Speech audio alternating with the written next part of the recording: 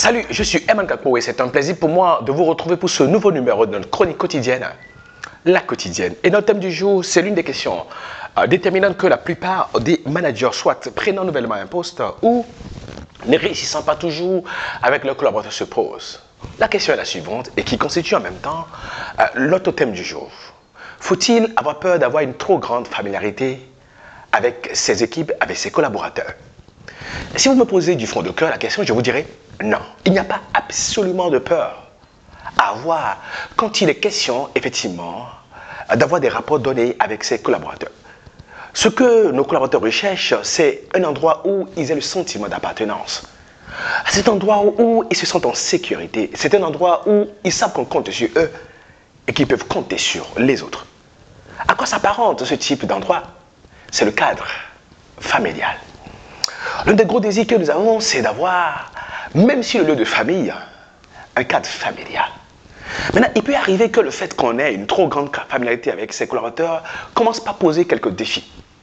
Eh bien, cela peut être un défi si par exemple, les gens ne savent pas pourquoi on est là. Mais attention, il n'est pas question de dire aux gens, nous sommes là pour le travail. Lorsque tout n'est que boulot, eh bien, les gens crament et sont fatigués. Il faudra savoir alterner la bonne ambiance et le bon engagement. Il faudra savoir joindre l'utile à l'agréable. Les équipes les plus performantes, ce sont des équipes dans lesquelles on se permet de parler plus de la famille et de soi dans les emails d'échanges professionnels plutôt que des KPIs et des indicateurs de performance ou résultats. Lorsqu'on ne parle que de boulot, et que la relation avec le manager n'est que boulot, eh bien, les gens sont fatigués. Et quand ils sont fatigués, l'une des choses qui arrive, c'est qu'ils sont pressés de rentrer chez eux. Mais lorsque le cadre amical et familial qu'ils recherchent et qui fait qu'ils courent pour aller dehors, ils sont pressés d'aller en week-end, eh bien, quand ils le trouvent sur le lieu de travail, il y a un épanouissement meilleur, un bien-être meilleur, qui va impacter naturellement leur engagement. Il est clair que, tiens, vous pouvez avoir peur que la trop grande familiarité soit un défi. Mais attention, lorsqu'il est question de pouvoir créer le cadre pour avoir du résultat avec ses collaborateurs, ce qui compte, ce n'est pas ce qu'ils pensent de vous. Ce qui compte, ce n'est pas ce qu'ils font. Ce qui compte, c'est le résultat. Si avec vos collaborateurs, vous allez avoir du résultat, peu importe s'ils vous insultent, peu importe s'ils parlent mal de vous, peu importe s'ils connaissent vos failles, peu importe s'ils ont parfois des comportements désobligeants.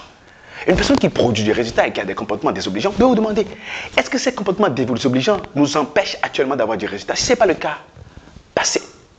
Je sais que pour beaucoup de gens qui veulent se jouer les éthiciens ou les moralistes, eh bien, ou les gens qui ont plus de principes que les autres, ce que je dis est aberrant. Je le comprends parfaitement. Mais vous savez quoi? L'être humain veut se sentir en sécurité là où il est. Il veut avoir la paix et la joie là où il est. Et recherche le bien-être là où il est. Et en tant que manager, nous devons leur offrir ça. Et naturellement, l'endroit où on l'a le plus, c'est en famille. Et si nous pouvons transformer le cadre d'entreprise à un cadre qui s'apparente à ce que les gens recherchent en famille, eh bien, ils auront un meilleur niveau d'engagement. Mais pour ça, il faut qu'en tant que manager, nous acceptions fondre notre personnalité, fondre notre posture personnelle dans l'effort nécessaire quotidien pour avoir du résultat. C'est un sacrifice de s'oublier pour laisser son entreprise, son équipe briller. C'est un sacrifice de laisser tomber les privilèges qu'on nous doit pour nous concentrer sur ce qui doit être fait pour avoir du résultat.